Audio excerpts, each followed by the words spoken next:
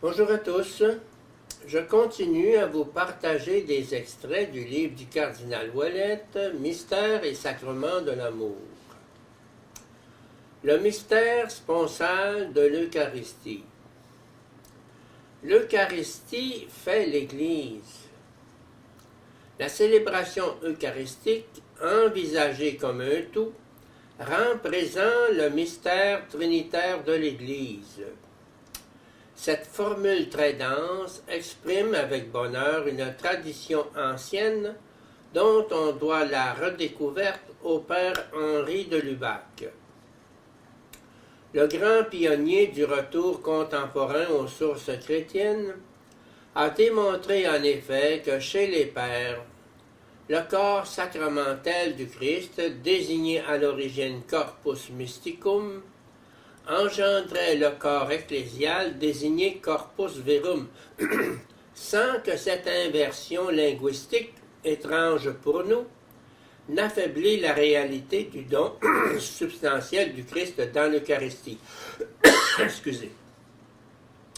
Nourris du corps et du sang du Sauveur, ces fidèles sont ainsi tous abreuvés d'un seul esprit qui fait d'eux véritablement un seul corps.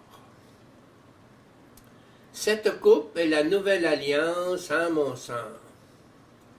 Le témoignage scripturaire de l'Église atteste qu'au moment d'instituer l'Eucharistie, Jésus était conscient d'être envoyé au monde pour sceller l'alliance nouvelle et éternelle entre Dieu et son peuple. La conscience d'une communion singulière avec la Trinité est confirmée dans la suite de ce texte où la prière fondée en Jésus s'élève puissamment vers le Père. Que parle en nous le Seigneur Jésus avec l'Esprit Saint?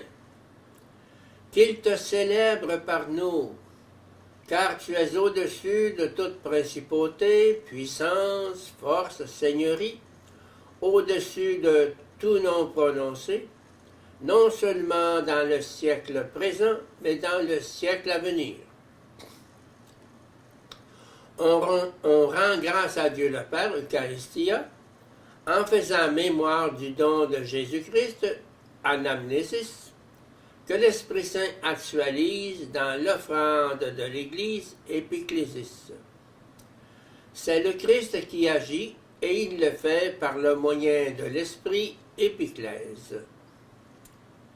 Saint Éphrem, au IVe siècle, exprime le réalisme de la consécration eucharistique en termes trinitaires qui sont encore proches des catégories juives. Jésus notre Seigneur prit dans ses mains du pain. Au commencement, ce n'était que du pain. Il le bénit, fit dessus le signe de la croix, le consacra au nom du Père et au nom de l'Esprit Saint, le rompit et le distribua à ses disciples par fragments. Dans sa miséricordieuse bonté, il appela le pain son corps vivant et le remplit de lui-même et de l'Esprit Saint. Étendant la main, il donna à ses disciples le pain que sa droite avait consacré.